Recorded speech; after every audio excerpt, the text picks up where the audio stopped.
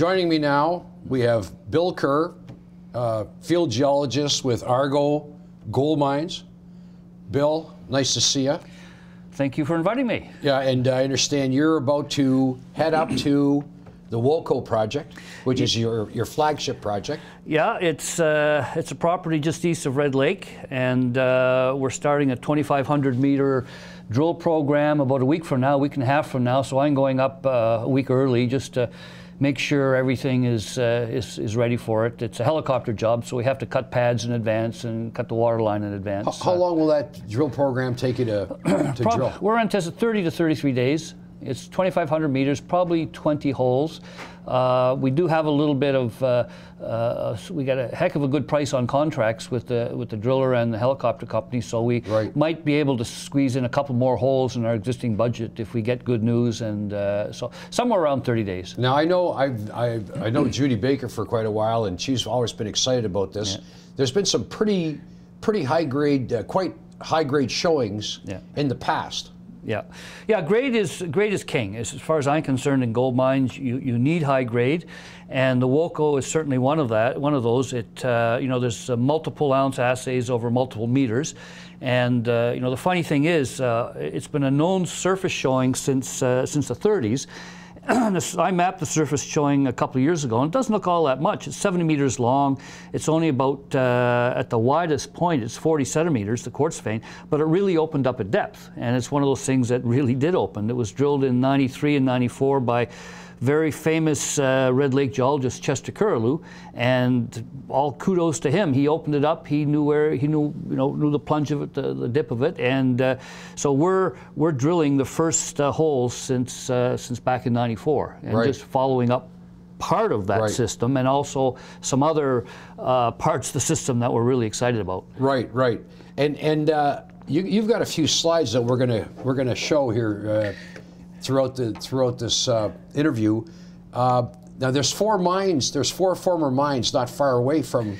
Well, the biggest one is the Uchi Lake mine, and yeah, there's the Hinalda, the Jalda, there we go. There we go, and we're just on the south boundary. The Woco Prospect itself is about 1 kilometer south of the claim boundary. And it looks like there's a line there. Oh, it is. It is all major gold deposits, or certainly most of them I've ever dealt with, have in Canada are associated with some sort of break, a major break, like the Porcupine break, the main break in Kirkland, and we're similar here. We've got something called the Uchi break, and that is a controlling factor for all these deposits north of our boundary. And it's also what we feel is the controlling factor for where the Woco is and where the North Gate is. And it's and when I get to the slides, it's grossly underexplored. We think that not only the Woco has potential, but this whole Uchi break, it just opened up the whole strike length that we have right down to our south boundary. So this is very early days for Argo and this project. Yeah, it's extremely early. We was just picked up about three years ago by Delio Tortosa and Judy Baker, and field work was all done in 2017, and in 3 batches. I went in first and walked the claim lines and picked GPS the claim posts, and then found the Woco trench and sampled it, stripped and sampled it. And then we went in again a second time and brought in a reflex crew to survey the old collars that were drilled by Chester, downhole survey, so we get better 3D image of the vein, gold mineralization. And then the last time I went into Northgate for just a very brief period in the fall and sampled Northgate, because it wasn't, Judy picked it up later. So that's the only field work done to date. How far is Northgate from well, you can see on the scale on the map here, it's about just under 2 clicks. Oh, okay. 2 clicks. Okay. And so the Woco itself is a north. So why do you call it different? I mean, is it that far apart that you have to call it a different? Oh, they're completely separate showings. Yeah, the Woco is oriented north-south. The North Gate, different veins. Completely veins. The North Gate's up to 4 meters wide, and the Woco, which we're drilling on surface, is only 0.5 meter wide at the widest point. But it opens it.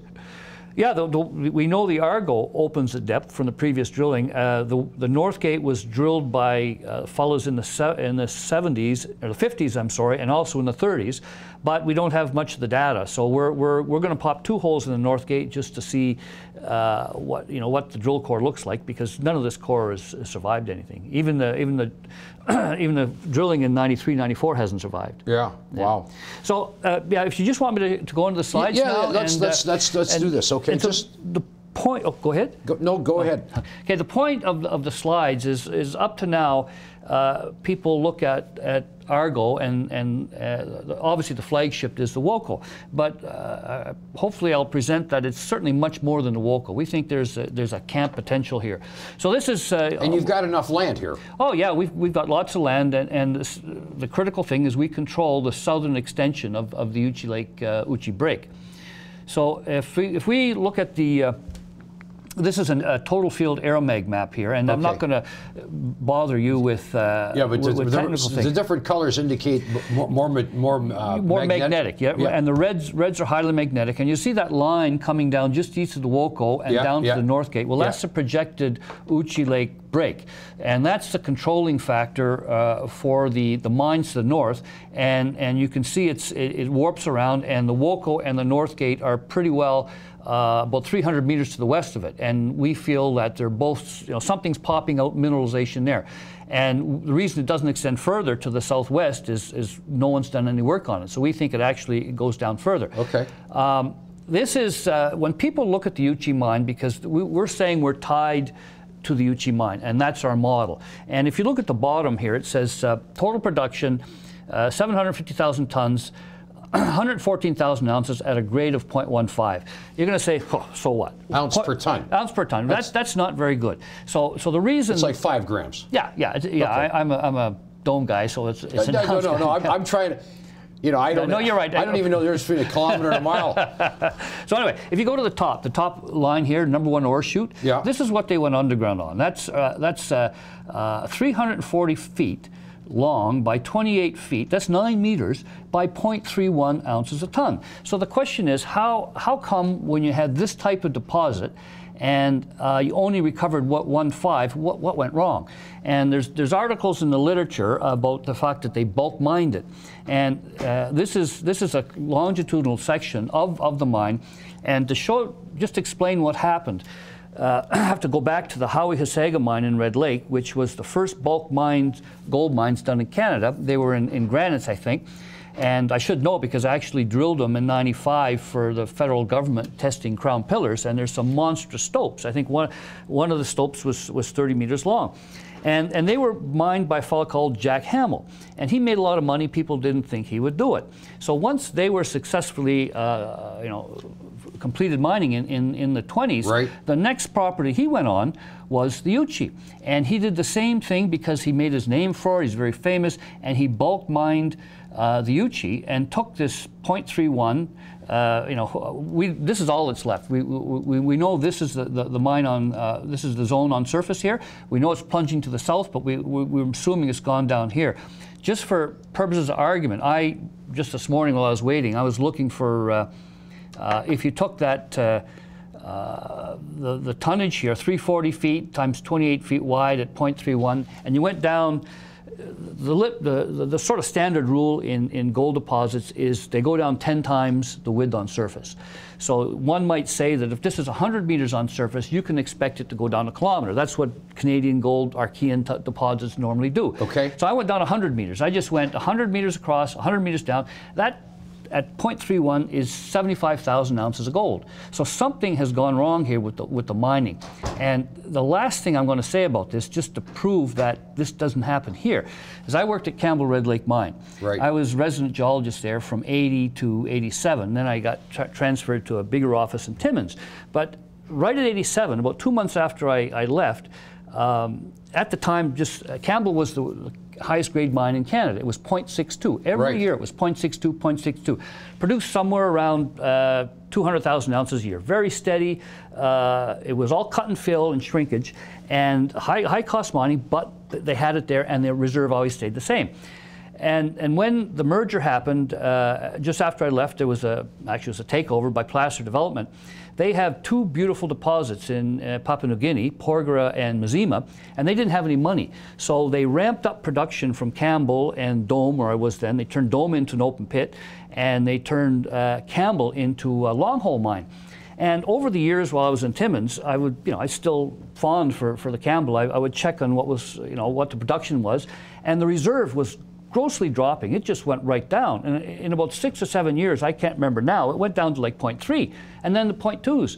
So I called a shift boss friend of mine who had just retired, and I says, I can't make the numbers work. I mean, just because long holding, they're losing a whole pile of ounces. And what he told me then, he says, Campbell used to, you mine up. He says they'd go up to a new level and they'd start stoping across, and they'd see something in the hanging wall or the footwall, and they'd take it out. And Campbell was a very good mine. It had these high-grade rods of like percentage gold, and because they were so small, they couldn't drill to find them, but they just hit them. And as they'd go across, they'd see one, they'd slash it out. And what he told me was 35 or 40% of the ounces were in those rods. They were never on the books. You couldn't drill them. But when you long hold them, when you bulk mine them, you lost them. You left them in the walls. Right. So they turned Campbell into a low-grade mine, and eventually got bought by its partner, right. Dickinson. Right. So this just isn't a Uchi thing. This is a high-grade gold mines need the right mining method, and if you get greedy, and it worked. I mean, from a shareholder perspective, they got Campbell up to 350,000 ounces a year, put Porgera and Mazima into production, and so going back to Uchi, I think that's the same thing here. You got a little bit greedy and turned this high-grade 0.31 ounce into a 0.15 ounce. And so our point is we're looking, this is our model, this is our target, these types of things. Okay. Yeah. And just one more thing before I forget, let's see, the party wall, the boundary here north of Woco, all of the deposits north of here there's 60% outcrop. They're all outcrop, and it's very easy to find veins. When you're south of our thing, it turns into a bog. So this is all geophysically How interesting. deep would that bog be? Probably 20 meters or so. Okay. Anyway, it's not giant, but it's big enough that there's no trenches down here. I did find one trench right in our claim line. But the bog doesn't stop you from drilling it, or? No, but what it does, it means that we can drill it, but you don't want to go prospecting with a drill, because that's expensive. And we know geophysics will help us a bit. We're considering geochemistry this summer to try to get a target there. We are drilling 2 holes here. Just east of the Woco, there's a little bit of a notch in the Uchi break, and that's, we think, is a pretty good drill target. Well, actually, it's on the map. We've got those 2 little stars. Okay. So, but that's not really prospecting a drill. We know where it is, but it'd be good to get one other thing of information, one other type of information. But that's it. So the whole point of this is it's not just the Woco. Woco's great. It's 2 and 3 ounces over a couple of meters in places, and we're going to drill down plunge of that, down dip. We're going to try to expand it. But to me, the gravy in this whole thing is this Uchi break, because we know it goes at least as far as Northgate. It probably goes further, and that is the camp style potential here. And the only reason no one's done any work here since '37, and the reason is this bog. Yeah. And it's not a killer bog. It's just yeah. Makes it a little more difficult. Yeah. You gotta think a bit, and it's always a second generation. Okay, if we want to drill that, we really should do some geophysics or do some geochemistry or some other method prior to drilling. Right. We're getting our feet wet now with this first drilling 2 holes. I'd love to drill a heck of a lot more holes on it, but we don't have the right. It's not justified. Now, and the rocks here, I understand, are similar to the rocks that are at Great Bear. It's the same generation of rocks. Yeah, it's what we called old guys called cycle 2, which is the package in Red Lake. There's cycle 1, 2, 3. In the old days, we used to say cycle 1 was Campbell, Red Lake, and Dickinson, and Madison, and things like that. This is cycle 2. And so, yes, we are in the cycle 2 package, the same as Great Bear. And they have a high-grade gold and covered by overburden. And it's the thing is, I mean, there's a reason we drill. And I used to be in uranium, and we say drill or die. You have to drill. Yeah. You can't intimate anything. You have to drill it, and you have to see it, and you have to do it. So that's the point we're at now. Well, there you have it, folks. ARQ, Argo Gold, Bill Kerr's heading out to the property, tomorrow? Tomorrow morning, yeah. Tomorrow morning. Yeah. And when you're done drilling, we're going to have a stock that's way through the roof. Anyway, I hope so. that's it. Thank you. So long. Thank you very much. Thank you.